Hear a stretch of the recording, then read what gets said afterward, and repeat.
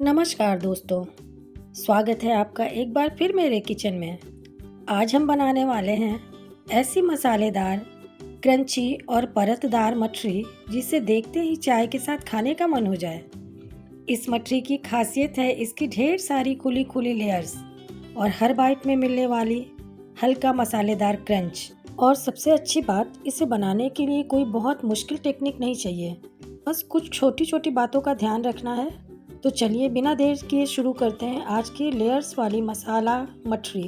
सबसे पहले बड़े बाउल में लेंगे 2 कप मैदा। इसमें डालेंगे स्वाद अनुसार नमक और आधा टेबल स्पून मंगरेला यानी कलौंजी और आधा टेबल स्पून अजवाइन। अब इन सभी चीज़ों को मैदा में अच्छी तरह मिक्स कर लेंगे। इसके बाद डालेंगे 6 टेबल स्पून रिफाइंड ऑयल। अब यहाँ एक बहुत ज़रूरी स्टेप है, ऑयल को मैदा में अच्छी तरह रब करके मोइन तैयार करना।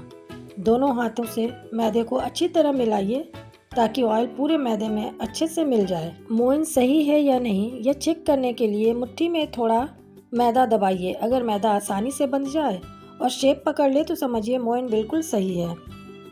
अब इसमें थोड़ा थोड़ा करके गुनगुना पानी डालेंगे और सख्त डो तैयार करेंगे। आटा बहुत सॉफ्ट नहीं रखना है, मठरी के लिए थोड़ा टाइट डो ही अच्छा रहता है।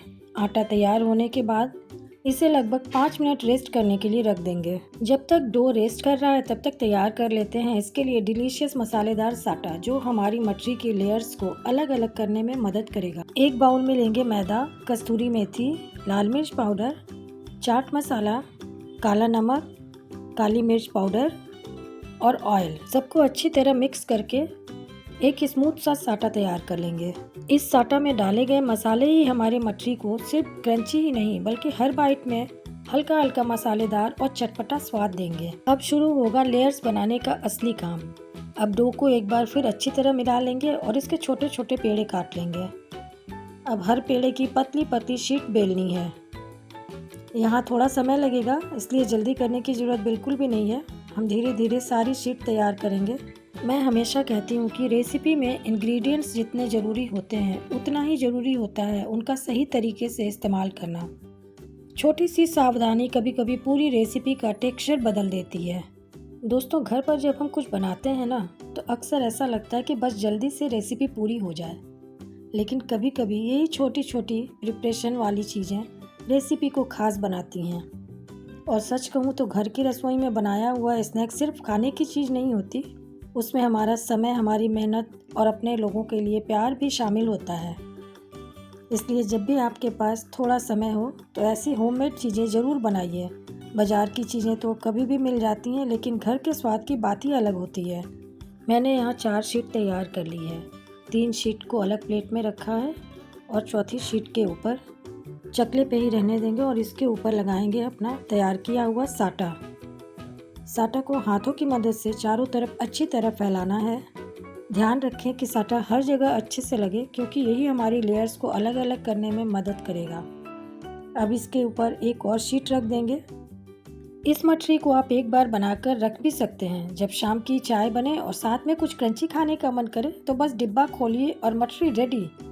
इसी तरह हमने चारों शीट्स को साटा लगाकर एक के ऊपर एक रखकर तैयार कर लिया है। अब ये थोड़ा मोटा हो गया है, इसलिए इसे बहुत हल्के हाथों से बेल कर थोड़ा फैलाएंगे। यहाँ एक बात खास ध्यान रखिए, बहुत जोर लगाकर नहीं बेलना है, हल्के हाथों से धीरे धीरे फैलाना है ताकि हमारे लगाए हुए लेयर्स दबे नहीं। यही वो छोटी सी बात है जो हमारी मठरी को साधारण मठरी से थोड़ी अलग बनाएगी। किसी भी लेयर रेसिपी में पेशेंस बहुत ज़रूरी है। जल्दी में या प्रेशर डालेंगे तो ये लेयर्स दब सकती है, इसलिए प्यार से और हल्के हाथों से काम करना है। अब एक साइड से उठाकर इसे फोल्ड करेंगे और दूसरी साइड को भी उठाकर उसके ऊपर रख देंगे। इस तरह हमारी एक लंबी सी पट्टी तैयार हो गई है। अब इसे फिर से हल्के हाथों से बेलन की मदद से थोड़ा फैलाएंगे। मेरा चकला थोड़ा छोटा है, इसलिए मुझे थोड़ी परेशानी हो रही है। अगर आपके पास भी छोटा चकला है तो परेशान मत होइए, आप ये प्रोसेस अपने साफ किचन स्लैब पर भी आसानी से कर सकते हैं। हर किसी की किचन अलग होती है और हर रेसिपी को अपने अवेलेबल स्पेस के हिसाब से एडजस्ट करना बिल्कुल ठीक है। अब इसे फैलाकर लंबा कर लिया है। पिज्ज़ा कटर या चाकू से लगभग आधा इंच की मोटाई से इसे काट लेंगे। अब एक पैन में ऑयल गरम करेंगे ध्यान रखें ऑयल बहुत ज़्यादा हॉट नहीं होना चाहिए। टेम्परेचर चेक करने के लिए मटरी का एक छोटा सा पीस डालकर देखिए। अगर इसमें धीरे धीरे बबल्स आने लगें तो ऑयल बिल्कुल सही टेम्परेचर पर है। अब सारी मटरी को एक एक करके धीरे धीरे ऑयल में डाल देंगे और डालते ही तुरंत इसे चलाना नहीं है। थोड़ी देर बाद इसे बहुत हल्के हाथों से पलटते हैं और धीरे धीरे ऊपर नीचे करेंगे। मटरी को क्रिस्पी बनाने में सबसे ज़रूरी है पेशेंस। अगर ऑयल बहुत तेज़ गर्म होगा तो बाहर से जल्दी कलर आ जाएगा, लेकिन अंदर से टेक्सचर वैसा नहीं आएगा। इसलिए फ्लेम को लो टू मीडियम रखकर धीरे धीरे फ्राई करेंगे। धीमी आंच पर जब ये धीरे धीरे सिकती है तभी इसकी लेयर्स खुलती है और क्रंची टेक्सचर आता है। और देखिए कितनी खूबसूरती से इसकी लेयर खुल रही है।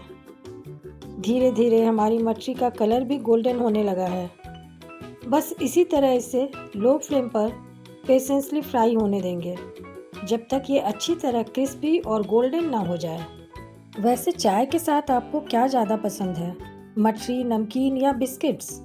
मुझे तो घर पे बनी हुई मटरी के साथ चाय का कॉम्बिनेशन हमेशा बहुत पसंद आता है। वाह, हमारी मटरी कितनी सुंदर गोल्डन और क्रिस्पी हो गई है।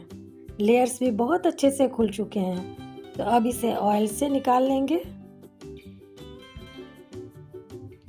इसी तरह बाकी सारी मटरी भी फ्राई कर लेंगे। देखिए कितनी खूबसूरत लग रही है हमारी मसाला लेयर वाली मटरी।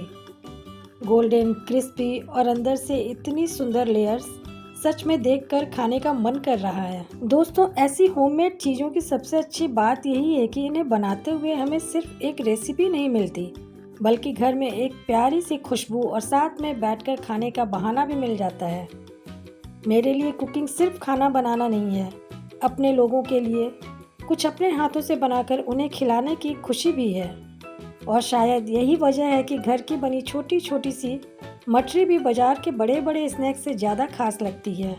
देखिए कितनी खूबसूरत लग रही है हमारी मसाला लेयर्स वाली मटरी। गोल्डन, क्रिस्पी और अंदर से इतनी सुंदर लेयर्स। अपनी सारी मटरियों को इसी तरह तैयार कर लेंगे। एक बात का ज़रूर ध्यान रखें, मटरी को कढ़ाई से निकालने के बाद इसे पूरी तरह ठंडा होने दीजिएगा। गर्मा गर्म ही डिब्बे में भर देंगे तो भाप की वजह से इसकी क्रिस्पीनेस कम हो सकती है। जब मटरी पूरी तरह ठंडी हो जाए तभी इसे किसी साफ और एयर टाइट जार में भर कर रखें। इससे इसका क्रंच लंबे समय तक बना रहेगा। और हाँ, अगर आपको मटरी पसंद है तो इसे थोड़ी ज़्यादा मात्रा में बनाकर ज़रूर रखिए, क्योंकि 1-2 दिन में ही ख़त्म हो जाने वाली चीज़ है ये। इतनी क्रिस्पी और मसालेदार बनती है कि चाय के साथ खाते खाते पता ही नहीं चलता कि जार कब खाली हो गया। अब इसे हाथों से दबाकर देखते हैं। देखिए कितनी आसानी से इसकी लेयर्स टूट रही है और क्रंच भी कितना शानदार है। बाहर से क्रिस्पी, अंदर से हल्की सी फल्की लेयर्स। बस एक कप गर्मा गर्म चाय और साथ में ये मसालेदार मटरी, शाम की चाय का मज़ा ही बदल जाए। वीडियो अच्छी लगे तो लाइक, शेयर और सब्सक्राइब जरूर कीजिए। ऐसे ही घर के आसान और स्वादिष्ट रेसिपी के लिए जुड़े रहिए बबली बोले किचन के साथ। मैं फिर मिलूंगी एक नई रेसिपी और ढेर सारे प्यार के साथ। तब तक खुश रहिए।